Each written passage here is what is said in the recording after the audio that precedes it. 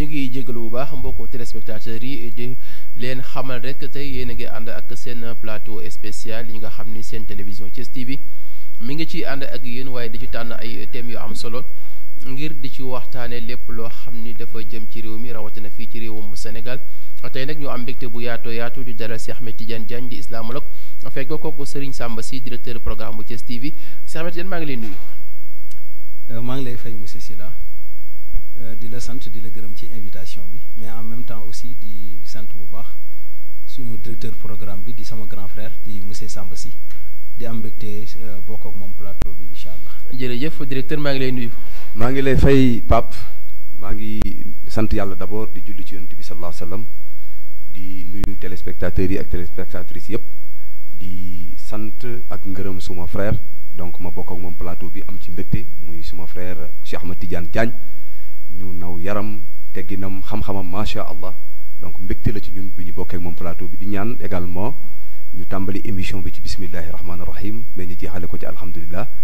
di la nuyu yow mi ñu dalal également di la sant bu baax a baax di la féliciter di la encourager en tant que directeur des programmes jaar ci buntu kër ci biir kër gi également nuyu kilifa gi nga xamante ni moo am ci ñun confiance muy le PDG El Hadji Malick Wade. Permettez-moi également de remercier aussi l'ensemble du personnel bu Thiès TV donc ak ñi nga xamante ni ñoom ñooy abandonné la première chaîne thiessoise Thiès TV maa ngi leen di sant bu baax di leen gërëm. ay ci moo am solo xam naa ni foofu la ñuy tàmbalee waxtaan wi rek dina nekk ci ay ponk yu am solo gis-gis bi nga xam ne l'islam am na ko ci politique ak démocratie nan la ko islam jàngatee xam naa Lamine dina affiché léegi thème bi ngir ñi nga xam ne ñoo topp télévision bi di Thiès TV ci li ñuy waxtaanee tey moo am solo waaye xam naa dañu koy njëkkee ci directeur programme de la télévision Thiès TV bien vrai ku ne xam na ni Thiès TV def na ay at mais malgré bu at mi daan jeex daan na am aussi benn donc synthèse boo xam ne par rapport ak programme bi nga xam ni télévision bi def koo mëne ak ay activités mais malgré tout mu tombé aussi ci période bu xaw a compliqué muy Covid 19 boobu ba tey ñi ngi naan ci mois de mars bi ragal nañ ci lay am at waaye télévision bi dafa mel ne aussi am na benn bilan boo leen te ni par rapport ak seen activité ak déroulement bi nga xam ni moom ngeen nekk télévision bi di Thiès TV. D'abord Pape Sylla maa ngi santaat bu baax di la sant ci question bi nga posé puisque également loolu at mu jot daan nañ ko séentu ci Thiès TV ñu toog def benn synthèse def benn bilan général mais ren ku ne xam na ni li xew ci àddina di ko lëmbe muy mbas mi di ñaan borom bi subhaanahu wa taala mi nga xamante ni moom moo ko fi indi yàlla na ko delloowaat ci jàmm donc mu jeex ci àddina ba activités yi mën a continuer waat mais di féliciter également l'ensemble personnel u Thiès TV ci taxawaay bi ñu am ci biir xew-xew boobu amee ci biir àddina ba tey mu ngi fi jógewu fi mais gis nañ ni ñu accompagner population thiessoise mais également gis nañu ni ñu sensibiliser gis nañu également taxawaay bi ñu am di xeex pour mbas mi jóge ci biir dëkk bi donc kon loolu ñu ngi la ci sant bu baax yow di la ci gërëm puisque gis nañu également coopération bi nga def ak toutes les instituts yi nga xamante ni ñoom ñoo nekk fii doon taxaw pour mbas mi mën fee jóg donc vraiment en gros donc képp koo xamante ni yaa ngi woon ci biir Thiès TV donc ci sama kaddu mais di sant bu baax le PDG El Hadji Malick Wade ci confiance bi nga xamante ne am na ko ci képp koo xamante ni yaa ngi ci biir kër gi donc vraiment mais également ci confiance bi nga xamante ni bàyyi na ko ak nit ñi parce que également jox na nit ñi ba pare xoolu leen lu dul di leen ci ñaanal pour ñu am ci réussite totale donc vraiment loolu daal Pape pour dire que ni li ñu tere woon def loolu mbas mi bokk na ci mais incha allah d'ici peu de temps dinañ gis yeneen changement yoo xamante ni ci biir waxtaan bi dina ci feeñ incha allah xam na orientation bi dina bëri foofu parce que c'est bien vrai que c'est le directeur programme de la télévision Thiès TV mais malgré tout bëri na ay casquettes donc Thiès TV tànn ko pour hasard en tant que directeur programme et n'oubliez pas bu ñu waxee programme télévision culture politique divertissement lépp mi ngi ci mais malgré tout aussi li xew lépp situation réew mi donc ñoom ñi nga xam ne ñoo nekk ci Thiès TV dina ci am njàngat bu yaatu boo xam ne moom dina ko jàlle à travers donc télévision bi ndax quelque soit alpha lu mënti xew rek ak ci seen responsabilité loolu dina yaatu donc xam naa ni fii ñuy ñëwee donc Serigne Cheikh Ahmed Tidiane Diagne di islamologue tey nag ku ne xam na ni boobu ba tey dañu seetlu mooy ci wàllum politique li ci gën a yaatu mooy dañu gis leader politique yi ñooy wax mais ci côté diine bien vrai que parfois ñu am aussi mais suñu thème aussi dafa orienté wu mu nekk aussi benn thème boo xam ne dafa xaw a technique et souvent est-ce que l'islam wax na ci politique. Encore une fois merci monsieur Sylla vraiment c'est une question qui vient à son heure laaj la boo xam ni dafa rot ci jamono ak waxtu wu mu waree rot ndax bu fekkee suñu réew mu ndaw mi di Sénégal day traverser benn crise mën nañu ko waxee noonu une crise politique très fondamentale. Donc bien vrai que vous m'appelez islamologue, un terme qui est aussi tellement galvaudé, mais d'accord, mais j'aurais aussi préféré autrement expert en sciences islamiques. En tout cas li ñu xam ci l'islam da jot ko ci gëstu jàngat ko ci li muy néew xam nañ ni l'islam bu waxul ci politique amul benn école bu wax ci politique. da loolu dinaa ko démontrer. D'abord pour ñu mën a démontrer loolu dañuy taxaw ci baatu politique. Politique lan lay tekki lan lay wundu ak lan mooy li nga xamante ni mooy maanaa bi nga xam ni moom la ci ngoom. D'abord tey boo ko doon jàngat xëy na mënuñoo def une restitution étymologique bu baat bi. ndax loolu daf ñuy jëlal temps. waaye tey politique bu ñu la ko laajoon ci définition bu gën a simple li terme bi di nekk un terme polysémique girouette yaatu trop. mais bu la neexee nga ni mooy tanzimu idaaratu dawla wa riayatu masalixi nnaas fi xaarijil balad wa daaxili ni nga xam ni moom la ñuy sàmmee anam bi ñuy saytoo pénc mi ba mu jakk doxalinu réew mi ak li nga xamante ni moom mooy intérêt doomu aadama yi ñi nga xamante ni ñoo nekk fii ak ñu nekk bitim réew anam boobu ñuy doxalee ba pénc mi jakk lu ne transaction yi ak interaction yi mën a tegu ci yoon kenn du tooñ sa borom loolu mooy politique. bu fekkee loolu mooy politique d'accord nañ ak man benn définition bi kon bu boobaa yow il suffit que nga nekk nit koo xam ne da ngaa nekk ci biir islam bu ñu nee na l'islam waxul ci politique da nga koy weddi. ndax une question si fondamentale. di wax ci luy jagal penc nit bëgg laa gëmloo ni l'islam waxu ci. c'est dommage mais lu méttee lay doon. da mieux boo demee ci li nga xamante ne mooy alquran. bi nga xam ni. moom la ñuy wax ni mooy al masdar at tashri'i al awwal tey bu l'islam amoon constitution la ca jiitu alquran ci la sa xel di dem mais tey baat bi jëfandikoowul xëy na étymologiquement baatu politique mais baat bu tolloon moom ay contenu alquran jëfandikoo na ko ba tàyyi mën nga ci nappatu lu mel ni baatu al xukm baatu al mulk baatu at tamkiin baatu al istixlaaf yooyu yëpp bu ko suñ borom di jëfandikoo da koy jëfandikoo ci ay contexte yoo xamante ni da nga koy mën a gam-gamlee mën koo tolloolee ak ñun tey li ñu tuddee politique. nga demaat ci beneen source boo xamante ni ci fii nii ballee ay acte ak ay delluwaay ci wàllu l'islam muy xadis yonent bi alayhi salaatu wasalaam da nga fekk yonent bi wax na ci xadis yu wér ni kaana banu israil tasuusuhumul anbiya kullu ma halaka nabiyun xalafahu nabiyun wa innahu la nabiyya ba'di xoolal foofu baatu siyaasa baatu politique la yonent bi alayhi salaatu wasalaam jëfandikoo wax ni tey ñii nga xam ni mooy ñoo dëkkee woon Jérusalem dëkkee Israël ay yonent ñoo leen doon gouverner ñoo yoroon seen politique gu am réew bépp boo xamante ni yonent dem na beneen yonent dana ñëw taxaw continuer mission boobu nga xamante ne moom la yoroon da mooy jagal penc doxalal leen seen mbir àdduna kon foofu da ngay daal di nangu ni effectivement l'islam wax na d'une manière abondante ci li nga xamante ni moom mooy politique kon donc foofu monsieur Sylla pour terminer ci sa question bi dama lay wax ni la rek day itam lu dommage la parce que yaay laaj ko ndaxte am na ay prêcheurs dans les télés ñu ngi am ay nitu diine ñu ngi am ay oustaz ay yu demee noonu da parfois c'est très difficile nga dégg si ku joxe point de vue wu l'islam ci une question politique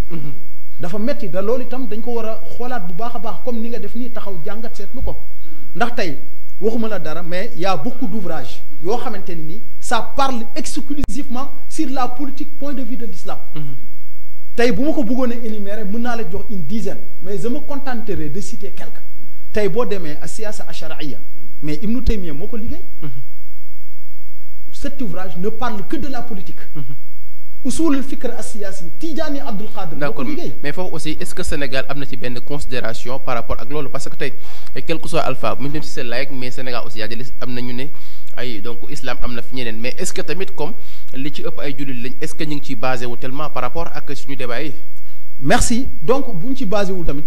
leneen la ñu basé wu la ca baax da yéwén ca dafa delluwaat ci li nga xamante ni mooy politique de l'islam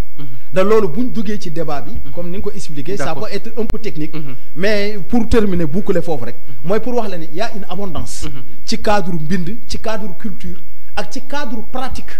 li nga xamante ni mooy politique pure et dure effectivement l'islam daf cee wax àddu ci da man sax ça serait injurieux nit taxaw ni l'islam waxul ci politique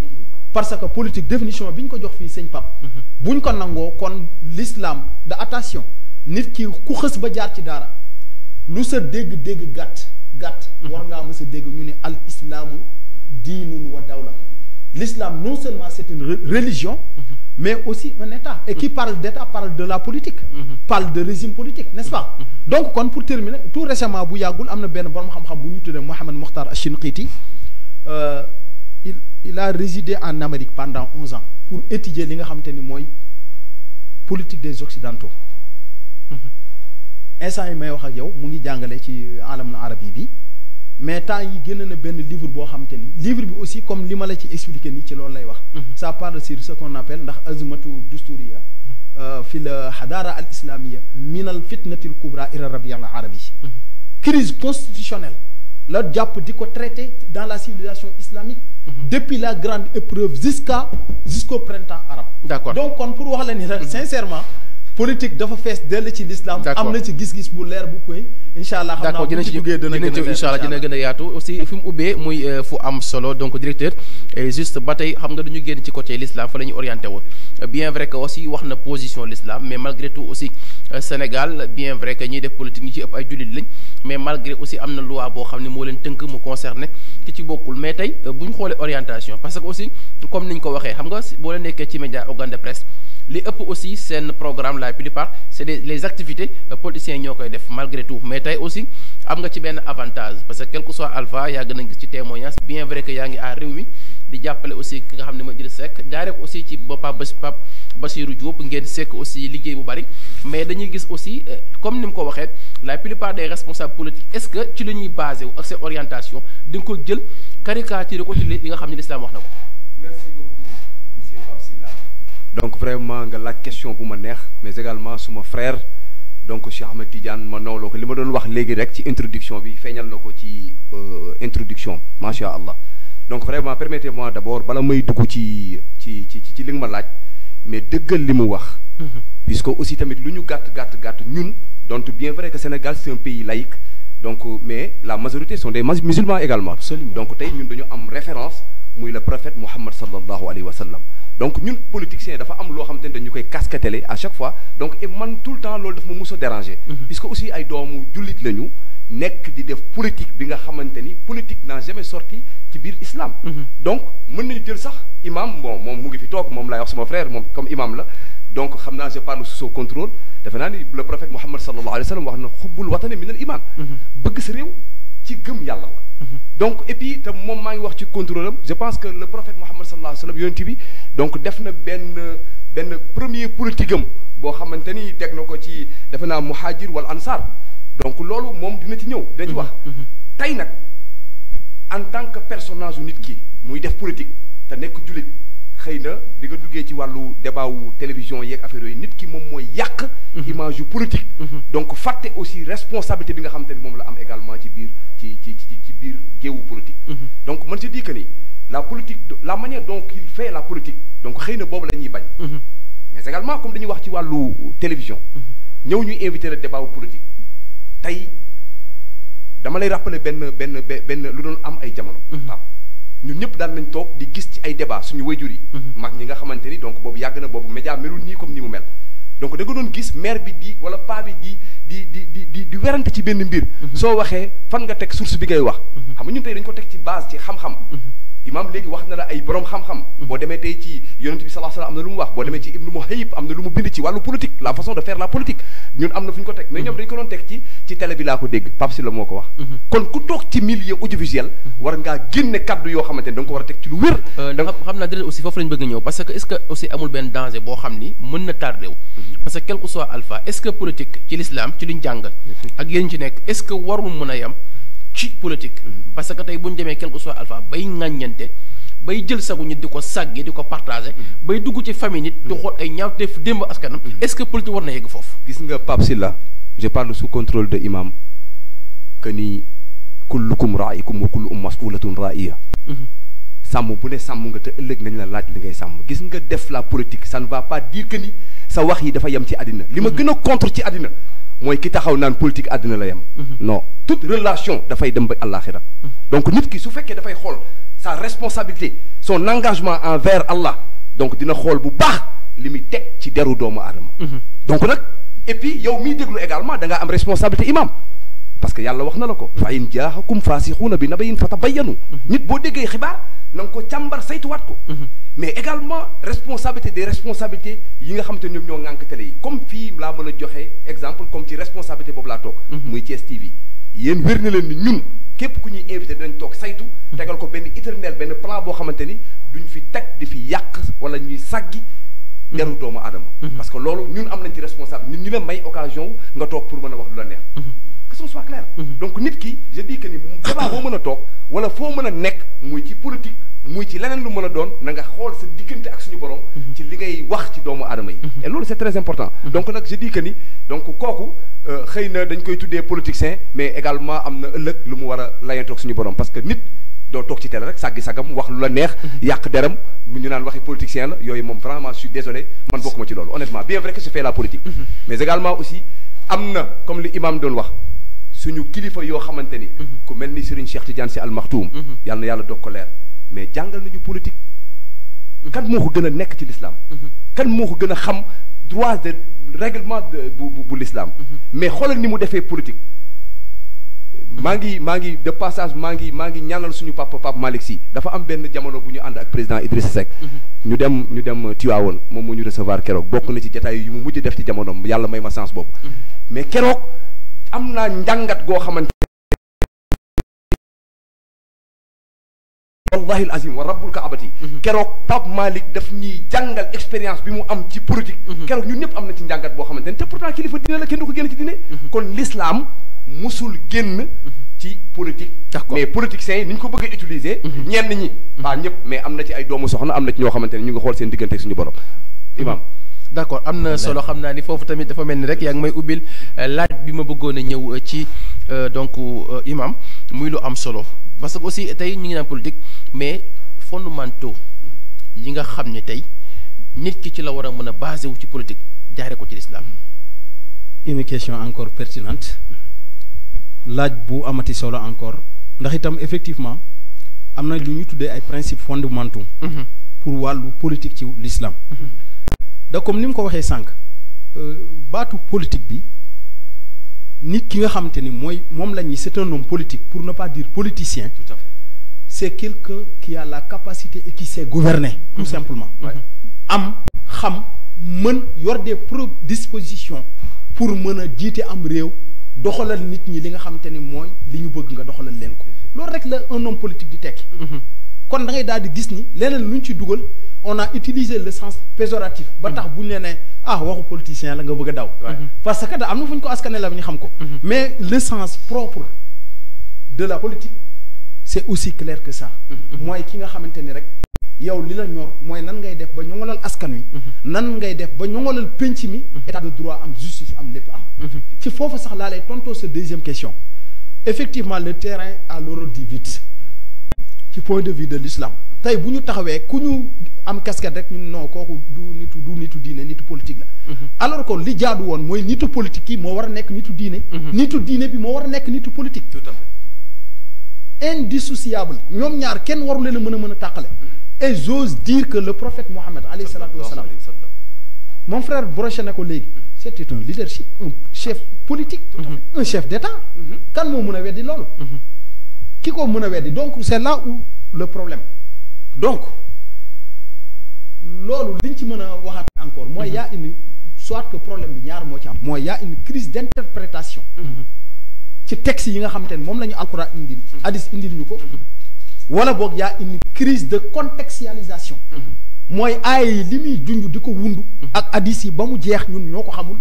wala boog buñ ko xamee circonstance de révélation yi taxoon aaya ak hadis yi wàcc mënuñu koo nattale pour mu répondre suñuy problème aujourd'hui mais est-ce que foofu tamit tey yéen ñi yàlla nattu ngeen di nekk ci wàllu diine amuñ ci part de responsabilité parce que quel que soit alpha la plupart ni ñu tuddee aussi ñi liggéey ci wàllu politique dinañ am aussi ay conseils yoo xam ñooy yor disque religieuse bi est-ce que tamit ñooñu am nañ osé ak audace ak gëm yàlla ba mën a jàkkaarloog suñu responsabilité leen wax dëgg ak li yàlla wax. très bien Pape loolu aussi tamit c'est le problème parce que tey jii baaxoon na à l'heure où je vous parle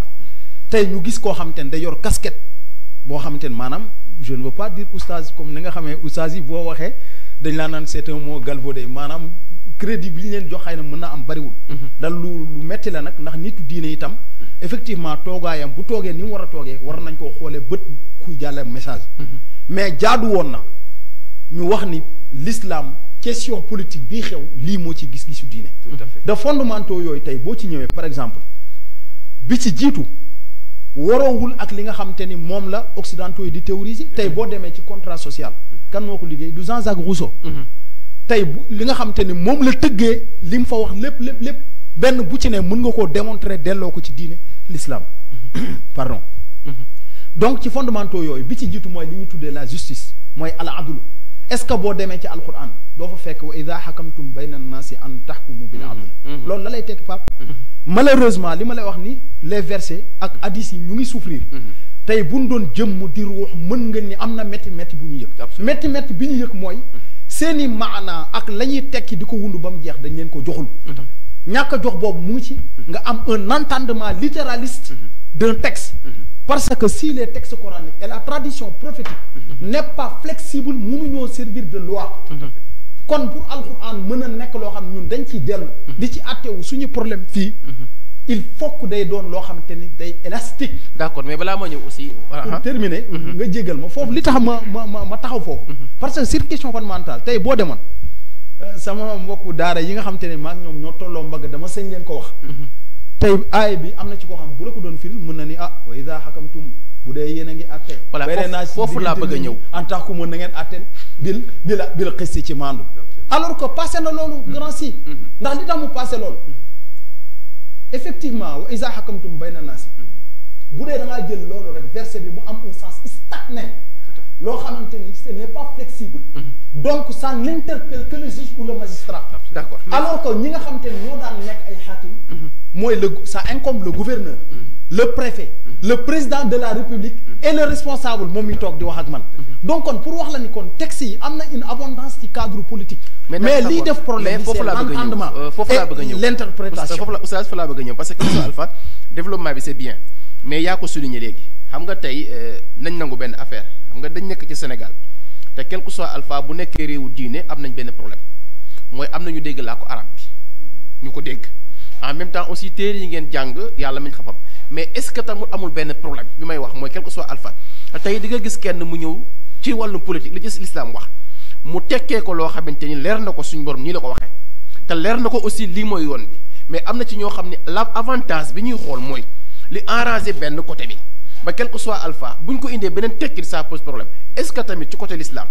tey ñu yaakaar ci côté diine parce que quel que soit Alpha bu ñuy wax suñu sëriñ su baax si ñoom seen wàllu wéy na su ma nee wéy na mooy la leen waroon def nañ ko ñu ngi seen keppaaru maam ak seen keppaaru baay et uniquement li ñu doon fexe nañ aussi ba yokkuñ ci wàññuñ ci mais tey ñi nga xam ne am nañ expérience ngeen nekk aussi ay scientifique par rapport est-ce que tollul foo xamante ni ama benn orientation par rapport pour leeral nit ñi ñu xam ne lii la diine wax lii mooy sariya mais malgré tout aussi boo xoolee la plupart des médias ñi ko occupé mooy tey ñi nga xamante ni quel que soit Alpha li intéressé rek seen bopp boo leen fa nekkee mais pas li nga xam ne mooy jëmal diine kanam.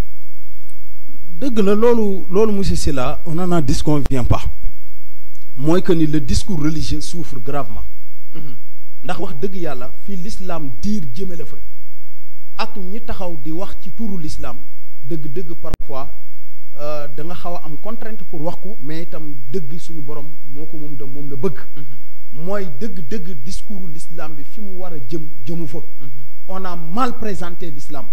day itam l'islam ma wax la ci beneen affaire bu gën a technique loolu mais monsieur Samba Sy est-ce que xam nga ni alquran bi nga xam te ni moom la ñuy jàng ñu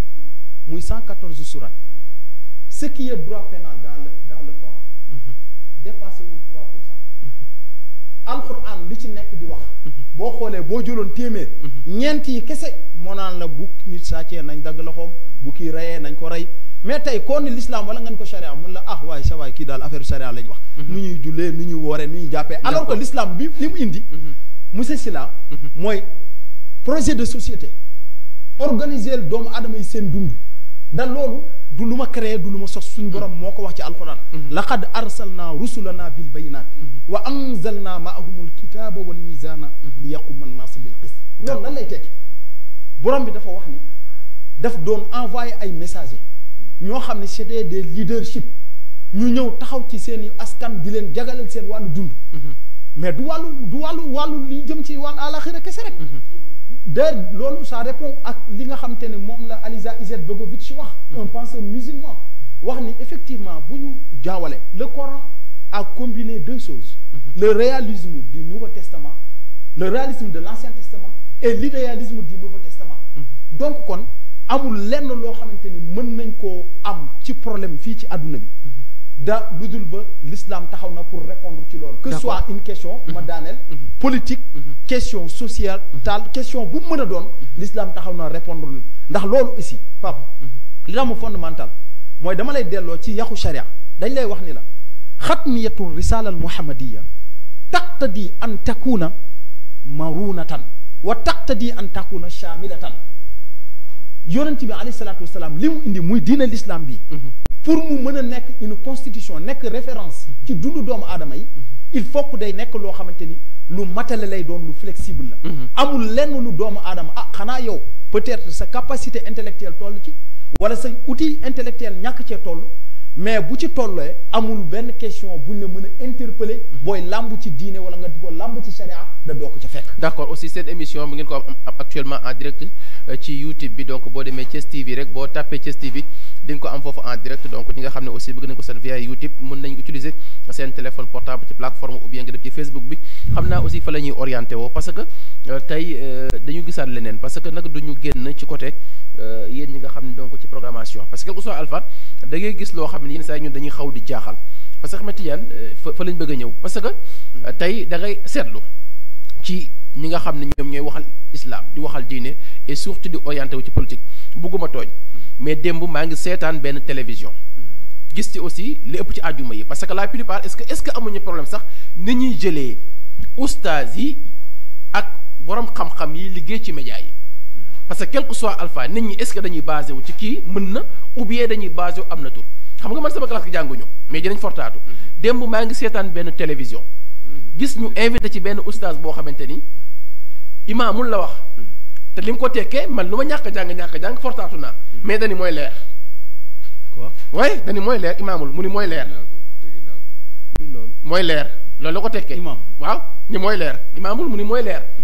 déjà te ñun luñ ñàkk a jàng xam nañu quelque soit alpha léegi nag est-ce que erreur yooyu tey di répété wu ci côté islam est-ce que médias yi yéen amoon na ci responsabilité ba xool ñan ngeen war a jël di ko dénk seen i micro uniquement ngi orienté nit ñi ba yenn jam-jam yi dootul am.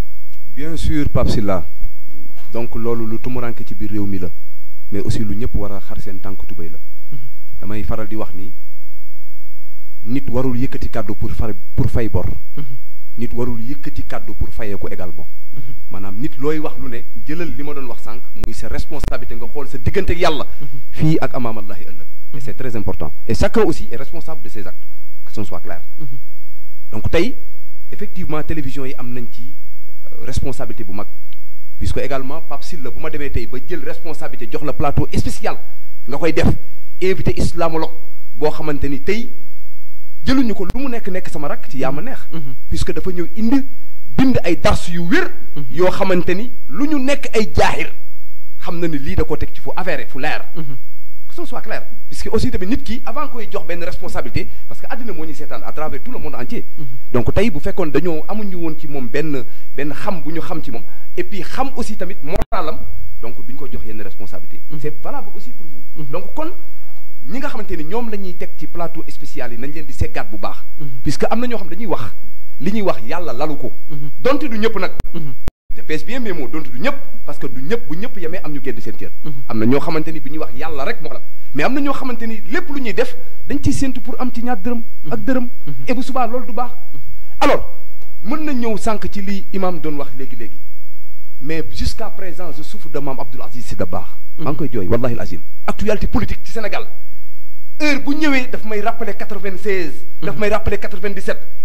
xoolal responsabilité bi mu gàddoon kooku xam na li féete woon ci ginnaawam et puis représenté umma islamique bi yëpp même dugal ci catholique yi suñu mbokk yi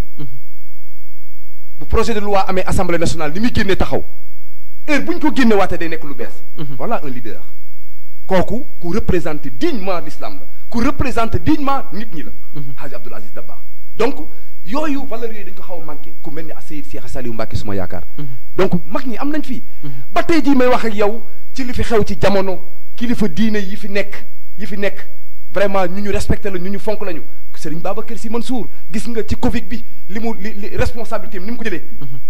am na ñu mu neex am na ñu mu naqari mais xam na savoir prendre des responsabilités gis nga Serigne Mountakha yàlla na fi yàgg te wér ni mu jëlee responsabilité am ci port de masque yi sensibilisation bi gis nga kon loolu c'est la politique parce que xam nañ ni y a pas mal de gens yu nekk seen ginnaaw yaakaar leen te di leen déglu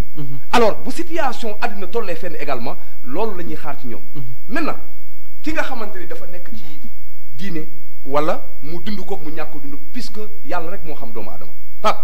li coow li bari lépp mën nga juger ci man selon li nga xam mais ce qui est au fin fond de moi yàlla rek moo ko xam donc mais nit nag damay wax ni waroo mën a yëkkati kaddu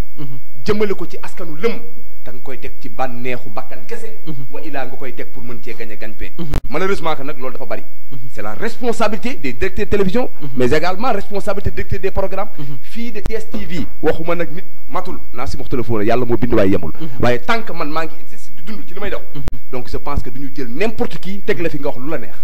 puisque aussi tamit loolu day engagé waat télévision bi mais également loolu tooñ la boo xamante ni teguñu ko fenn d'accord lu am solo xam naa fa la may permettre ma dugg ci beneen point bu am solo mooy ban exemplaire ak ci lu ñu war a basé wu ci politique gu diine jërëjëf Pape loolu aussi tamit c'est une question bu am solo ni bële amee solo d'ailleurs di rebondir un peu boo ma ko mayee ci li sama grand frère wax mooy dafa joxe benn personnalité religieuse bu ñëpp xam absolument muy Ma Abdou maa ngi remémorer benn wax bu mu musoon a wax da loolu mooy taxawaayu religieux loolu mooy taxawaayu koo xam te ni nee nga détenir nga science xam-xamu l'islam mu ni moom bu fekkonte ni am na guuxu ndox buñ ko tegal gégal ko ni ko guuxu ndox bii boo ko guuxul sa bakkan dana rot ba mu wóor ko ni guuxu ndox boobu bu ko sottee ci daay gi waaj a tàkk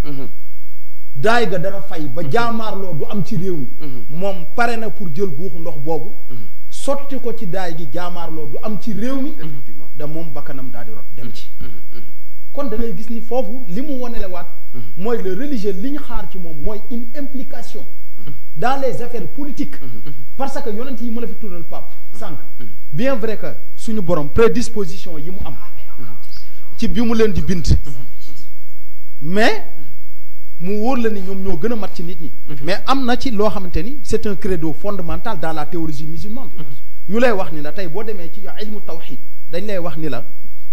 aqlul insaan al mujarrad laa yastatiu an yudrika gaayat al xusni wal qubh bi akmali illa an tariqi rusul yonent yi li seen dayo di fort ñoom rek ñoo mën a jàpp li nga xam ni mooy lu baax ba mu jeex ñoo xam lu bon ba mu jeex waaye ànd ak loolu yëpp lu ñu mën a indi fii ci kaw suuf bu fekkee c'est pas une révélation da mooy lu leen seen borom déey yankawal leen ko am nga droit yow ci sa bopp interpeller leen est-ce que lii nii lañ ko war a defee wala déet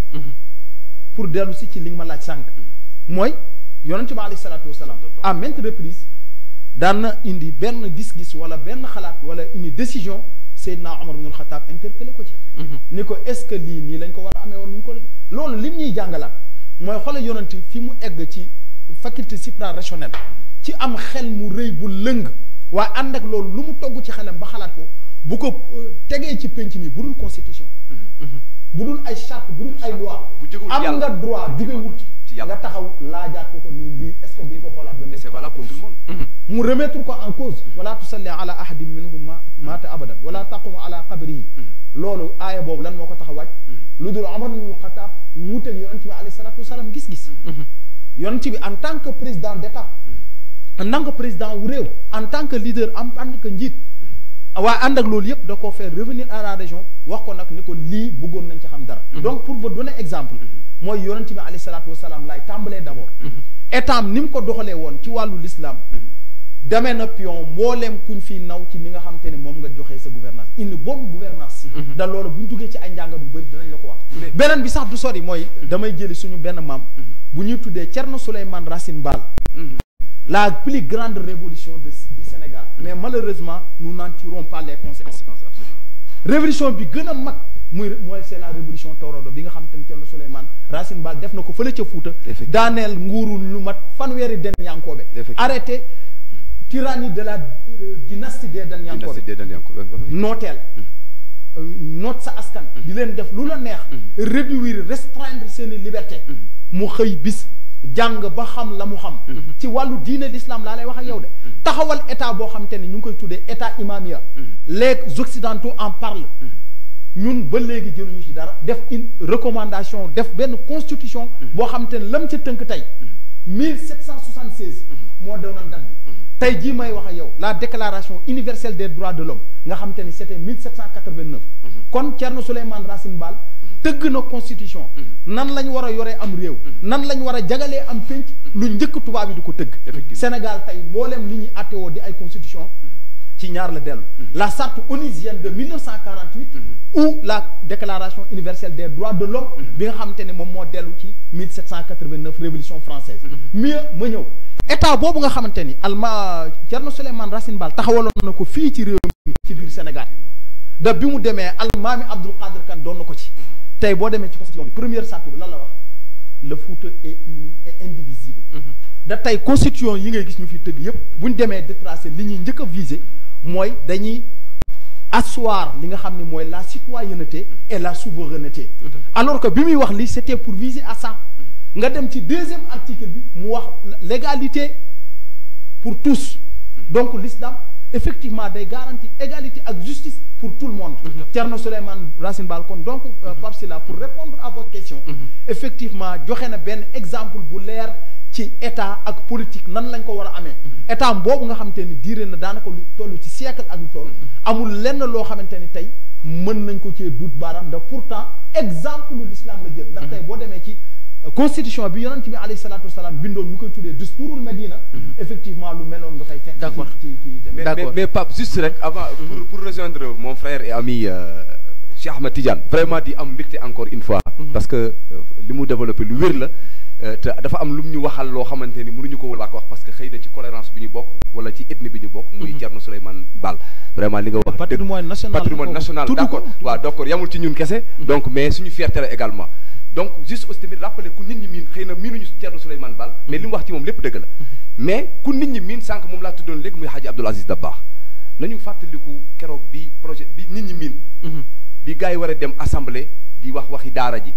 discours boobu ba tey man ça me touche au cœur li mu wax bala ñuy supprimer daara nañ fi jëlee drogue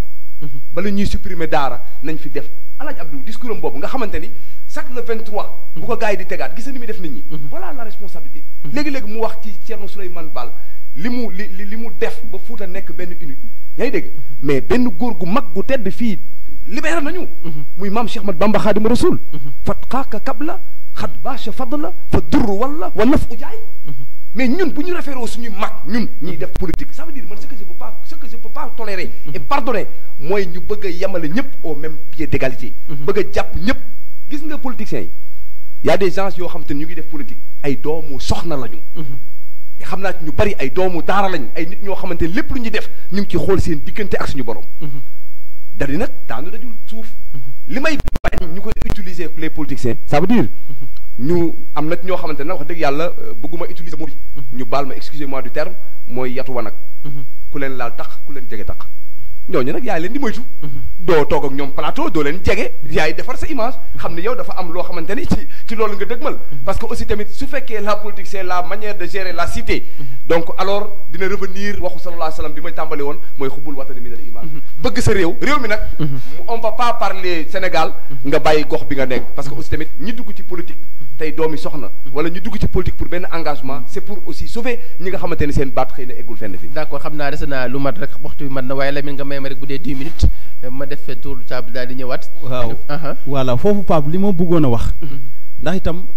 d'ailleurs sax bu ma juumul 3/4 waxtaan bi sax pour man jeexalagul ndax effectivement principes fondamentaux politique ci gis-gisu l'islam tout à fait moom frère dafa am solo ndax tey politique boo ci génnee jikko génne ci valeur génne ci éthique dara desu ci c'est ça da yonent bi bul fàtte ni sa plus lourde responsabilité mooy dafa wax ni inama bu'ithtu li utammima léegi sama laaj foofu la bëggoon duggaale benn yoon ci wàllu islam est-ce que Sénégal démocratie mi ngi fi dox Sénégal boo gisee nag ni muy doxee waaw ndax aussi foofu mën naa fa xaw dugal tuuti mu nekk benn laaj bu leen concerné ndax gis nañ tamit Sénégal fi mu toll nii réew mi xaw na yëngu ci wàllu politique ndax gis nañ ñi fi jaar ñëpp actuellement ni aussi coow li ci ëpp ba fitna gi xaw a yaatu jëm ci Ousmane Sonko mais quel que soit alpha ñu dégg lu extraordinaire loo xam tamit bëggoon nañ ku yàlla may expérience ci wàllu diine mu daal ñu ciy gindiwaale parce que dañ naan quel que soit alpha ci wàllu massage est-ce que ni ko sariya atte di ko gars yi atte ak li sariya wax benn la beneen bi aussi bëggoon nañu leer parce que quel que soit alpha tamit sëy yu bari ñu ngi yëngu dem nañ bañ sa soxna bi nga takk sax boo ko soxlaa bëgg a jote ak moom su nangul viol la loolu aussi bëgg nañu xam est-ce que sariya ñu la ko atte ak Sénégal tamit est-ce que démocratie bi am na voilà foofu dinaa fa ñëwaat Pape tuuti rek nga baal ma parce que démocratie dafa am lu mu nangu am lu mu nanguwul ndax bu fekkente ni da ngaa nekk ci am réew boo xamante ni du la garantir ay liberté da boo xoolee li nga xamante ni mooy déclaration boobu nga xamante ni ci laa la delloo da mu dagg di fekk li yonent bi alayhi salaatu wasalaam tëral annaasu jami'an mutasaawuuna amaamal qaanuun les hommes naissent libres et égaux en droit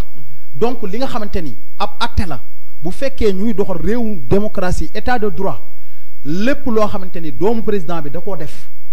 yow nga def ko nañ la war a attee noonu la ñu war a attee doomu président bi wala ku jegee président bi wala ku mën a doon donc kon dañoo war a yemale ñëpp ci atte pour ñu mën a wax ni effectivement démocratie mu ngi dox ci réew mi da exemple bi ma la ci jox dañ koy delloowaat ci diine mooy yonent bi alayhi salaatu wasalaam ñëw nañ am kenn kuy intercéder benn ndaw soo xamante ni dafa commettre une infraction pour ne pas dire crime ñu koy tuddee al imra am maxzumiya ñu fexee pour jéem a def une corruption sentimentale ndax dañoo dem fekk koo xam ni yonent bi da koo soppoon lool ñun ko yow de boo intervenir mën naa am kii atte bi du dal ci kawam yonent bi alayhi salaatu wasalaam jour boobu lan la leen tontu dani leen du ma ko def inama halaka man qablakum kaanu ida sariqa fihimu sharif tarakuhu wa ida sariqa fihimu daif aqaamu alayhi alhadd wa aymullahi law anna fatimata binta muhammadin sariqat la qata'tu yaddaha ni leen pour garantir la liberté et pour garantir justice pour tout le monde équité mën a am ci doxalinu réew il faut que dañuy yemale doomu aadama yépp ba tax na ña alak ñi jiitu dictature ga ñu nekkoon tyrannie ga ñu nekkee woon injustice ba ñu nekkoon la leen ko teg du woon dara lu dul bu fekkente ni am na koo xamante ni bokk naag président dara bokk naag njiitu réew dara statut social am bu kawe la situation financière am baax na Samba am na casquette mu ngi liggéey daal municipal bi bu defee kenn du ko def dara bu fekkente ni ki nga xamante ni dañoo jàpp ni ci couche bu baa bi la nekk def na ñu daal di doxal ci moom atte maa ngi leen di waatal ni kii nga xamante ni mooy Fatimatu bintu Rasul dañ ñëpp xam ni noblesse am c'est indiscutable bu doon moom moo jël li mu jël bu boobaa danañ wax ak moom fexe ba teg ko fi nga xamante ni foofu la atte yi wax ni nañ ko fa teg pour wax la ne la kon effectivement démocratie pour mu mën a am il faut que dañuy yemale ñëpp ci atte yi ci ak tamit li nga xamante ni mooy droit yi parce que itam nit buñ dee Sénégalais ñëpp am citoyenneté am loo xamante ni tey buñ ko postulé woon xëy na sama mi nga xamante ni c'est l'ami de monsieur Idrissa Seck man xaw ma Idi yëg mosuma ko gis moom mooy gagné boobaa loolu tamit y a un problème alors que loolu ci atte diine d'islam ak politique ci l'islam dañ ko mus di tere ndax exemple bi ma lay jox daanelee foofu mooy Seydina Omar ibn al-Khattab lors de son règne am na un gouverneur bu ko nekkaloon Égypte tout à fait gouverneur bi am doom bi dem di course fas bi mu course ki muy coursal daat koy raw mu jàpp ki muy coursal di ko torturer ni ko anabnul akramayn je suis le fils des deux nobles man ñaar ñu tedd ma jur doomi Garmela pour lan may raw ak yow may course ak yow nga di ma raw di ko dóor yooyu kooku dafa dem ba ci Seydina Omar ibn al-Khattab radiyallahu anhu wax ko kalaame ko bi mu ko kalaamee Seydina Omar bind automatiquement une lettre jox ko ni ko na ma gouverneur bi wuy si mook doomam ñoom ñaar ñu ñëw mu jël yet jox ko ni ko dóoral mu dóor ba xolam sedd mu ko demal loolu mooy justice loolu mooy yoon loolu mooy état de droit mais bu fekkente ni y a des criminels y a des gens qui font des infractions et des crimes alors que seen approchement ak njiitu réew tax na émission bi daawul am sax appel waaye dañu am suñu benn mbokk di monsieur le maire donc moom mu bëggoon participer si CBI xam naa rek moom la ñu bëgg daal di jël monsieur le maire ñu ngi lay nuyu alors salaamaaleykum maa ngi leen di fay ay ca yaa ngi ci émission bi. di nuyu waa Thiès TV yëpp. góor ak jigéen. effectivement di rafetlu émission bi. di ci kontaan bu baax. di leen di suivre nag avec intérêt parce que seen thème bi dafa doon actualité. tout à fait. oustaz kontaan nañ ci waxtaan bi. di nuyu également suñu frère Samba Sy. maa ngi lay fay monsieur le maire. Samba kontaan nañu ci xalaat yi rafet yi. jërëjëf. maanaam thème bi ngeen indi actualité la. parce que lépp lu mën ci am ci àdduna te am lépp diine rek day des. kon politique mënta dem bàyyi diine. effectivement. ngëm gi mooy ji. conviction su amee. ngëm yàlla am.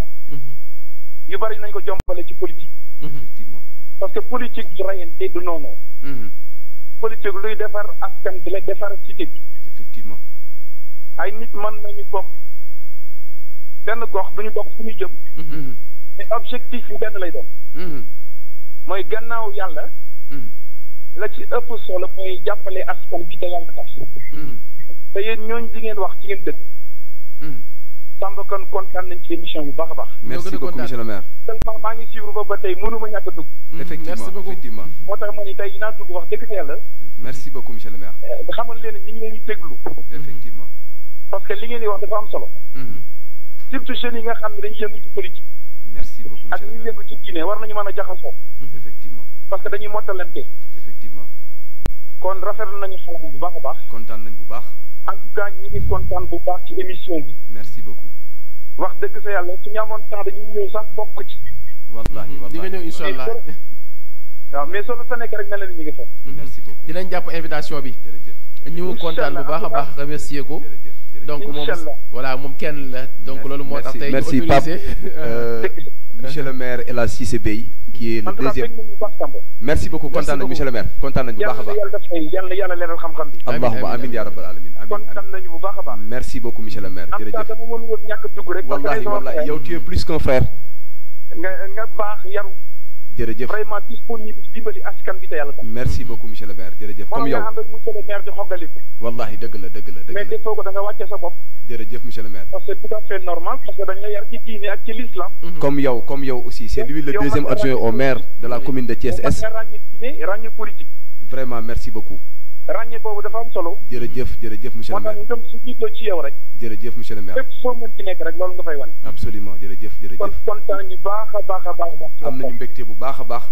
kon yàlla na yàlla fay bu baax a baax. allahumma amin ya rabbal en tout cas alamin ñu leen di suivre bu baax a baax. amin ya rabbal alamin. wax dëgg sa yàlla mënu woon ñàkk a dugg. merci beaucoup monsieur le maire. en tout cas maa ngi jéggalu ci kàddu yi ma yëkkati. jërëjëf macha allah. ma kontaan bu moo tax ma dugg ci. jërëjëf.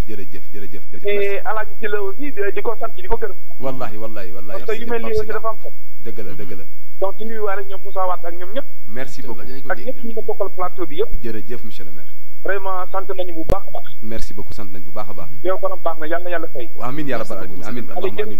amin ya rabbal alamin amin monsieur le maire merci. donc Pape vraiment nga may ma rek ma remercier monsieur le maire El Hadj Cissé Bey moom c'est plus qu'un frère donc tey yàlla moom la dogal mu nekk deuxième adjoint au maire moom moo nekkoon bi ñuy dem élection primaire yi bi campagne yi passé moo proposé woon président Idrissa pour nekk deuxième adjoint au maire Idrissa ñaan ko ne ko dama lay ñaan ñu bàyyi Adja Assou Diène dem si yàlla na ko yàlla xare aljana mu rëcc lu ñu doon def ci àdduna mu jàll deuxième adjointe au maire yàlla jële fi Adja Assou Diène moom El Hadj Cissé Bey mu ñëwaat nekk deuxième adjoint au maire tey lii ñuy waxtaanee muy l'islam ak politique moom ci loolu lay dox parce que doomu daara la moom la ñu dénk commission sociale bu commune Thiès Est de passage de saluer le maire de la commune de Thiès Est monsieur Pape Bassirou Diop qui est mon responsable politique honnêtement bon bien vrai que ñoo bokk parti réew mi mais moom ci moom laay dem xam nga tey lu tax politique jafe mooy tout le monde se sent responsable tout le monde se dit que ni responsable da ngay dugg tey milité wu tey ci carte wax ni rek man responsable là quoi je suis responsable des jeunes je suis responsable des femmes je suis responsable amatul kilifta nit nag kër gu mu mën a doon day am ku jiitu am ku ci topp leadership day am moi je parle même pas de Idrissa mooy suñu leader national mais communal ak man kii ma engage man Samba Sy parce que politique defatuma ci def goo xamante damay ànd ak nit pour def ko benn gain de gagne-pain mais damay ànd ak nit ci couleur ànd ak nit ci ngor ànd ak nit ci moral ànd ak nit ci éthique defe naa ni loolu laay ànd te du ma yàqal sama diggante ak keneen pardon Pape loolu ci la monsieur le maire El Hadji Cissé Bèye mi nekk yor commission sociale bi xàmmewu ci ku nekk APR ak ku nekk Pastef ak ku nekk feneen léegi da nga aborder benn sujet boo xamante ni en tant que politique ça m'intéresse parce que mënuñu def imam wax ci ba pare c'est que waxaguma ci de da nga bëggoon imam terminé ci d'accord merci beaucoup y a pas de problème d'accord voilà mooy yaakaar naa 2 questions la woon benn bi dama doon terminer rek ci cadre démocratie bi mu wax ñaari tomb laa ciy terminer pour dem ci kaaw bi nga wax léegi mooy problème bi principe démocratique tout à fait ci gisinu l'islam ñaar lay bañ gis nga yonent bi alayhi salaatu wasalaam yàlla suñu borom da ko wax ni wa shaawirhum fil amr wa iza azamta fa tawakkal ala allah da mooy del concerté di consulter ñi ngi ko séqal bokkoo kook ñoom mooy sentence bi ngay dégg muy un précepte de morale yoo xam ni politiciens yi dañ koy jëfandikoo di ko wax saa su ne mais duñ ko jëfee mooy li ñëpp bokk dañ koy pencoo baat boobu moo tolloog faafu anhum wastaghfir lahum dégg nga wax bi loolu la tolloon wa amruhum shura baynahum kon li nga xamante ni penc mi yëpp ñoo ko bokk ñu war ko doxal même si monsieur Samba Sy est notre leader et notre dirigeant war na li nga xamante ni daf ñoo soxal mu teg ñu bokk ko waxtaan loolu principe bi donc kon ñaar yi mi bañ mooy al infiraad bir ra'yi wa tasallutu alayhi yow rek bul ko xam bul ko sañ bul ko mën yow kese bu ñaareel bi aussi ñi nga xamante ni aussi c'est des citoyens bokk ci réew mi moom ci dëkk bi comme ni nga ko doon joxee sànq mu doon des voix autorisées tout à fait bu cas politique amee même bu dee religieux nga da ngaa war a génn wax xam naa ne yooyu la waxtu bi jot na te léegi journal bi tàmbali ci wàllu viol bi voilà ci bu dee ci wàllu viol présumé viol la ñuy wax bu la supposé viol l'islam dafa leer dafa wax ni al bayyinatu ala al mudda'i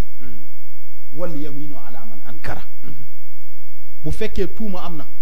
lenn lañ santaane loolu tamit il faut que sénégalais yi am courage wax ko dëgg yàlla suñu borom moo ko moom sans parti pris ou sectarisme sàmba li l'islam bokk na ci li mu ñëwoon di sàmm mooy ñeenti mbir intégrité morale doomu aadama yàlla da koo sàmm tout à fait diine nit yàlla da koo sàmm dërëmu nit yàlla da koo sàmm deram ak deretam suñu borom da koo sàmm donc kon foo laalee deru jàmbur da mooy nga teg ci dara moo xam am na wala amagul sharia danaan ñaari mbir laa la sant mooy indil témoin yu mat sëkk indil ay preuve intangible yuy wane li nga koy tuumaal moom moo ko def bu lottee ci indi preuve yooyu sharia dana setal ki mu tuumaal man ci atte diine laay wax seelu wax day itam bu fekkente ne dañuy dugg dans le vif du sujet wala bokk ci question bi nga ma interpellé monsieur Sylla pour ñu incriminer doomu aadama da effectivement am na ñeenti charte yu ñu teg boobu bëgg naa ci dellusi bu gaaw mooy nit ki bu fekkee ne da ngay àtte dañuy wax ne adamul hukmi bi lazimil fi'li awil qawl tey buñ nee néeg bii de ñi fi daan dugg ñëpp de buñ ci musaan dugg daan nañ siif même sharia danaan la kon dugg si néeg bi tekkiwul ni kii siif na booy àtte bàyyi loolu xel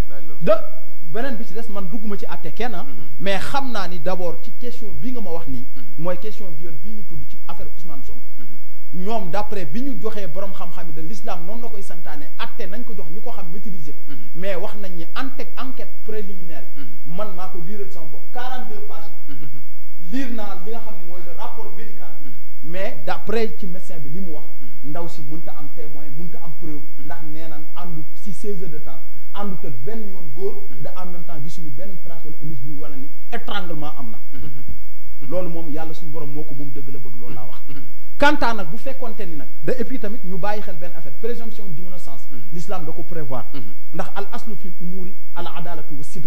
tey Pape Sylla wala man wala yow kenn ku ci ne ci ñun mën nañ laa tuumaala yàlla rek a xam mais buñ la tuumaalee li nga xamante ne moom la nit ñi war a gën a am ci yow d'abord mooy nañ jàpp ni defoo ko d'accord léegi oustaz fi may mujjee xam naa waxtu bi man na mooy liñ ñi ci nan la sariya waxee parce que liñ dégg mooy ci loi dañ ñi boo amee soxna boo ko forcé see ak moom acte bi viol la est-ce que loolu la sariya wax loolu kan moo ko wax tubaab bi loolu la wax kay kan tubaab bi waaw noo xam nga ñun non dama laaj non oustaz dama laaj du ci diine wax dañi sa soxna boo ko forcé jaxasoo ak moom viol la non xam nga waaw loolu peut-être yow ñoom na da nga ni tubaab bi mais bu dee point de vue de l'islam lu ci l'islam wax xam nga viol pour mu mën a am d'ailleurs mooy ki nga koy def day doon koo xamante ni daganu la jàmbur la ci yow xam nga nit koo xamante ni jàmbur la nga ñëw fokk ko yow ate tubaab nga ma wax mais koo xamante ni dañ la ko may ay xayri jib dëgg nga nag def nga lu ñu tere parce que nit tamit mënoo ko contrer volonté ndax moom moo xam peut-être li tax mu résister mais viol mënul am ci koo xamante ne dañ la ko may mu doon daf laa dagan léppam dagan la nu la neex daganee na la ko ci anam bépp nag dagan na nga def ak moom lu dul yenn exception yu ñu seppi rek nga xam te ne xëy na ñu bon ñoo koy def ak yu demee noonu mais ki la dagan leew la à 100% kooku amul benn foofu fu ñu mën a waxee viol kon daal mu leer que ñi nga xam ni donc ci li tubaab bi wax ndax quel que soit alpha yëngal na sëy yu bari parce que buñ nee xam nga jigéen mën na mer ak borom këram ñu jàppante ci guddi gi borom këram bëgg koo sàkku force ko sëy ak moom mais pas bu ñu confondre également lu bokkul waaw mais parce que imam ci li mu tontu da nga ko laaj ci wàllu chariatul islamiyya ci wàllu islam ko laaj mais bul fàttali tamit sujet bi nga abordé lu concerne pays bu laïque la ñuy wax ci wàllu droit donc bu ñu waxee acte charia moom loolu moom la engagé yaa ngi dégg leneen li nag wàllu yoon la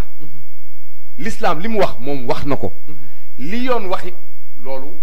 defe naa ni yoon mu ngi ci di ko dox. mais est-ce que mënuñu sauver tamit ñi nga xam ne aussi ci islam la ñu tënku. waaw ñi tënku ci islam nag non maanaam ñi tënku ci islam. te yor borom kër. seen borom kër nag. bu dee dëgg mooy dëgg. am na ci ñoom sañ-sañ nu mu ko neexee. tout à fait voilà bu dee ci l'islam dañuy àttewu. comme li imam wax te loolu ñu bari loolu la ñu wax. yaa ngi dégg ñi nga xamante ne nag wax dëgg yàlla ñoom xëy na référé wuñ ci l'islam ñoom ci ay loi ki yooyu la ñuy dem nañ leen nangul seen loolu ñoom it. dégg nga concernant li nga xamante ni mooy suñu frère honorable député Ousmane Sonko man li ma ciy wax mooy mbir mi mu ngi ci yoon kaso man Samba si yéenewu ma ko benn doomu aadama wa rabbul kaabati fekkewu ma yëguma tinuma xamuma sujet bu wàcc la nag comme sénégalais yëpp bu ñu fi toogee en tant que politique damay lancer un appel très solennel ci sénégalais yi ak sénégalaises yi ñu xam ne réew mi ñun ñoo ko bokk li Alaaji Abdou doon wax ku nekk loo teg doomu aadama ëllëg sa responsabilité sa digganteeg suñu borom la kon lu nit di tuumaal nit mbaa lu nit di taqal nit na doon loo xamante ni lu la wér la te leer la loolu ñu ngi koy nañ ko bàyyi xel bu baax a baax benn bi topp mooy réew mi buñ ko taal dañoo soxla jàmm Sénégal gi loolu la ñu xam Sénégal gi dañoo soxla jàmm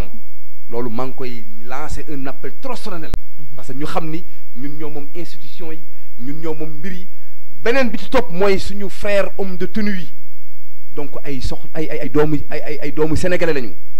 dañ fay nekk pour ñu défendre ñun ñoom duñu suñuy adversaire duñu suñuy ennemi également donc lii xew ci télévision yi ma di ko seetaan des fois daf may xaw a blessé gaañu yi am wala ñuy xeex ak force de l'ordre bi te ñooñu nekkuñu fi pour faral kenn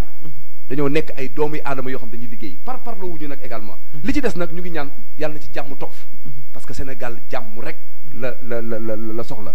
et li nga xamante ne nag Pape moom mooy dëgg nañu bañ a abbaani ay jikko nañu bañ a abbaani ay jikko ci nasaraan si nañu bañ a abbaani ay tuuma di ko teg suñu nawle yi puisque li ma jaaxal mooy ci politique gu Sénégal ki nga tuumaal tey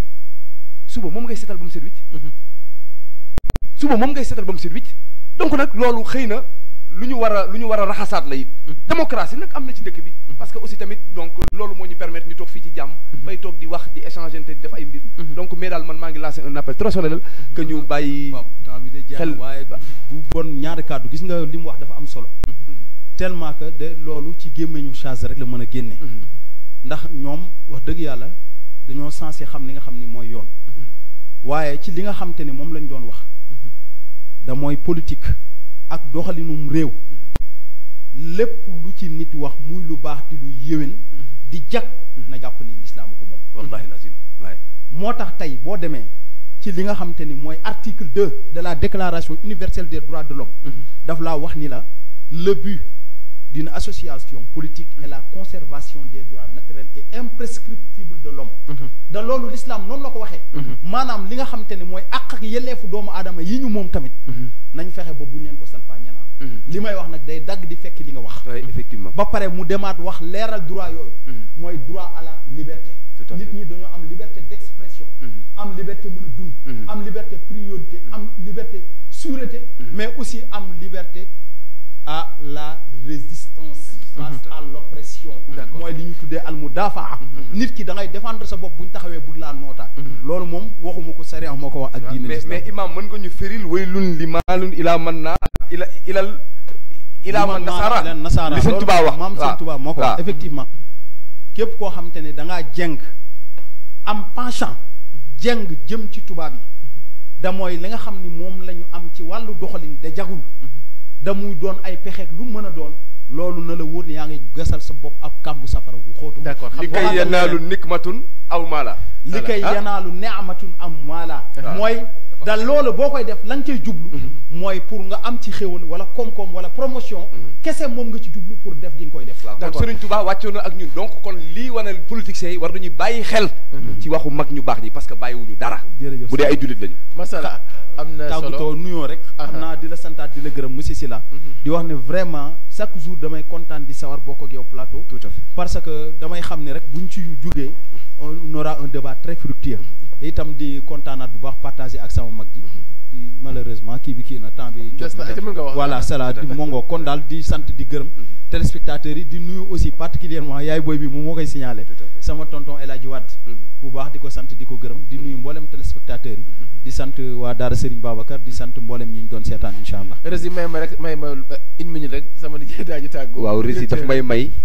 d'abord damay lancer un appel très solennel ci le ministre des télécommunications numériques. muy suñu frère di monsieur le ministre Yankhoba Diattara. donc ñu ngi koy ñaan également comme moom fii bu fi ñëwoon kenn du ko wax fii ngay toog wala fii ngay jaar ndax doomu koñ bi la suñu frère la en dehors ci politique fii la dëkk yàlla dogal na Thiès TV këram la Thiès TV lu mu mës a xewle dañuy déplacé wu biir këram je parle pas en tant que Samba Sy de frère Yankhoba Diattara mais je parle Samba Sy en tant que directeur des programmes bu Thiès TV El Hadj Malick Wade nekk frère Yankhoba Diattara Thiès TV ay xale ñoo fi nekk yu engagé wu yu am inspiration xalaat ñëw créer des emplois donc loolu defe naa ne ndimbalu état la ñuy créer emploi fii bu yàlla dogalee tey ki yor télécommunication numérique muy notre frère le ministre Yankhoba Diattara dëkk ci gox bii gën maa xam Thiès TV lool dañ koy ñaan comme tey moom lañ dénk loolu na dugal Thiès TV ci TMT bi parce que tamit lii njariñu Thiès waay la lii vraiment idée la boo xamante ni ñu ciy sant le PDG El Hadj Malick Wade di ci sant également personne Thiès TV bi yëpp xam ni képp koo xamante ni yaa ngi xeex ak yelleefu doomu aadama mais aussi yaa ngi lutter contre chômage boo gisee xale yi war ngeen mën a taxaw permettez-moi Pape s'il te plaît parce que également dañu am ay kilifa ginnaaw wajur yi ñu sant suñu yaay bu baax bi ñu fi dese dinañu sant également PDG El Hadj Malick Wade ci confiance bi mu am mais sant la yow mais sant le maire de la commune de Thiès et Pape Bassirou Diop parce que Pape àndatuñu ay ndax ay politique mais sama mag la sama xarit la koo xamante ni séq ngeen loo xamante ni njaboot gi jaxasoo na kooku mënoo toog ba ci plateau tudd ñëpp te doo ko tudd loolu xalaatuñ ko sax xel nangu ko mais également suñu frère Cissé Bey le premier adjoint au maire Cheikh Tidiane Lo ak conseil municipal bu Thiès bu Thiès Est bi yëpp puisque aussi je suis le chef du protocole du maire de la commune de Thiès Est bu ma toogee fii commune bi yëpp laay sant responsable politique ak ñi nga xamante ni bokk maag ñoom politique le PDG Maodo Malick Mbaye ministre Thierno Alassane Sall man yàlla dimbali na ma ministre docteur Pape Amadou Ndiaye avant muy ne lii may wax nag li tax ma ñeme ko wax mooy avant ñu leen di tappal ay ndomba tànk man sama diggante ak ñoom rafet na te xam nañ ni maa ngi biir réew mi am na ñoo xamante ne nag ci man lañu bokk muy samay xarit personnel donc vraiment ku ci nekk war naa xam boppam ku ci nekk xam na boppam donc am na ñoo xamante ni bu ma tuddee rek damay dugg ci benn affaire mais yow mi may conseiller ak donc vraiment ñi ma bokkal liggéey ak ñi ma àndal ak donc sama xarit bi taalibe sëñ Babacar yàlla defal leen jàmm yéen ñëpp maa ngi sant ñëpp di gërëm ñëpp vraiment damay bañ du ma dem kër ga nag te madame vraiment waxuma ko voilà suñu yumpaayu sama dimbal leen ma rek booy damay gëj ci plateau bi may ñëw léegi vraiment sama rakk bi dafa maa woon dama grand maa lay solal muy naar bi fashion ndongo sama rakk la xam nga Xaadim Samb ku ne xam ne sama diggante sama frère la mais son frère ne ma grand kaay yow doo dem télévision mukk te man solo lu ma la